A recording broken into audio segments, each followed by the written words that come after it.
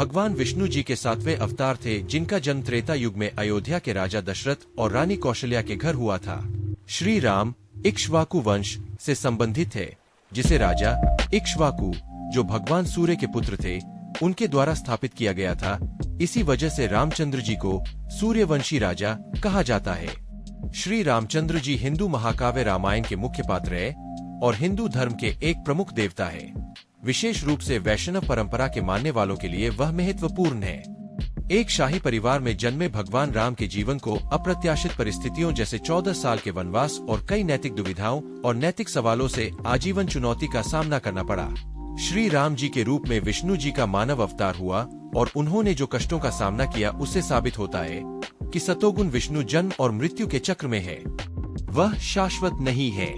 एक समय में भगवान विष्णु अपने निवास स्थान वैकुंठ में शेषनाग की शैया पर विश्राम करते हैं, तो दूसरी ओर वे पृथ्वी पर अवतार लेते हैं और मानव जन्म में दुख भोगते हैं। श्रीमद् देवी भागवत, दुर्गा पुराण और शिव महापुराण इस बात का प्रमाण देते हैं कि ब्रह्मा विष्णु शिव जन्म और पुनर्जन्म के चक्र में है, वे नश्वर है।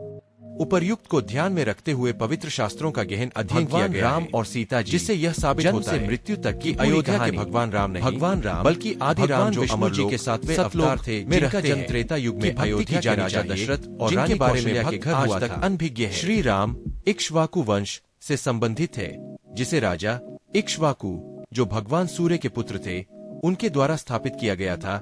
इसी वजह से रामचंद्र जी को सूर्यवंशी राजा कहा जाता है। श्री रामचंद्र जी हिंदू महाकाव्य रामायण के मुख्य पात्र है और हिंदू धर्म के एक प्रमुख देवता है। विशेष रूप से वैष्णव परंपरा के मानने वालों के लिए वह महत्वपूर्ण है। एक शाही परिवार में जन्मे भगवान राम के जीवन को अप्रत्याशित परिस्थितियों जैसे 14 साल के वनवास और कई नैतिक दुविधाओं और नैतिक सवालों से आजीवन चुनौती का सामना करना पड़ा। श्री राम जी के रूप में विष्णु जी का मानव अवतार हुआ और उन्होंने जो कष्टों का सामना किया, उससे साबित होता है कि सतोगुण विष्णु जन्म और मृत्यु के चक्र में है, वह शाश्वत नहीं है। एक समय में भगवान विष्णु अपने निवास स्थान वैकुंठ में शेषनाग की शैया पर विश्राम करते हैं, तो दूसरी ओर वे पृथ्वी पर अवतार लेते हैं और मानव जन्म में दुख भोगते हैं। श्रीमद् देवी भागवत, दुर्गा पुराण और शिव महापुराण इस बात का प्रमाण देते हैं कि ब्रह्मा विष्णु शिव जन्म और पुनर्जन्म के चक्र में है, वे नश्वर है।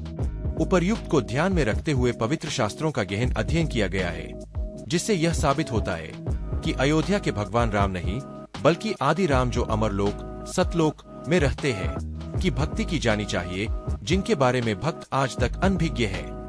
हर कोई राम को याद करता है, लेकिन यह कोई नहीं जानता कि असली राम कौन है। एक आदि राम है जो अमर है और केवल वो ही भक्ति के योग्य है, जिनके बारे में भक्त समाज आज तक अनजान है। वह परम अक्षर पुरुष है जो पृथ्वी पर एक तत्वदर्शी संत के रूप में अवतार लेता है। वह अपनी प्यारी आत्माओं को सच्चा आध्यात्मिक ज्ञान प्रदान करते हैं और उन्हें मुक्त करते हैं। सूक्ष्म वेद अर्थात सर्वशक्तिमान ईश्वर कबीर जी की अमृत वाणी में उल्लेख है, प्राणी को सुख और शांति केवल सच्चे आध्यात्मिक गुरु की शरण में जाने से ही मिलती है, जो एक तत्वदर्शी संत की भूमिका निभाते हैं, क्योंकि वह सच्चे मोक्ष मंत्रों को प्रदान करते हैं और कसाई ब्रह्मकाल की जेल से छुड़ाकर आत्माओं का मोक्ष करवाते हैं। यह सुख और शांति भगवान विष्णु के निवास स्थान वैकुंठ में भी नहीं पाई जा सकती है। सच्चा आध्यात्मिक ज्ञान होने के कारण पूरी दुनिया भगवान राम उर्फ भगवान विष्णु की ही पूजा करती है, जो आत्माओं को जन्म और पुनर्जन्म के दुष्चक्र से मुक्त नहीं कर सकते, क्योंकि वे स्वयं ब्रह्मकाल के जाल में फंसे हुए हैं। यह लेखन पाठकों को मर्यादा पुरुषोत्तम राम जी के जीवन का अवलोकन कराएगा, जिनकी पूजा मासूम भक्त युगों युगों से बड़ी श्रद्धा के साथ करते आ रहे थे, यह मानते हुए कि वह एक दिव्य पुरुष थे, जबकि महाकाव्य रामायण और अन्य पवित्र शास्त्रों के तथ्य यह स्पष्ट करते हैं कि आदि राम जो परम शाश्वत स्थान सतलोक के शिखर यानी 7वें आसमान में रहते हैं, वे अमर सत्पुरुष ही केवल पूजा करने के योग्य है।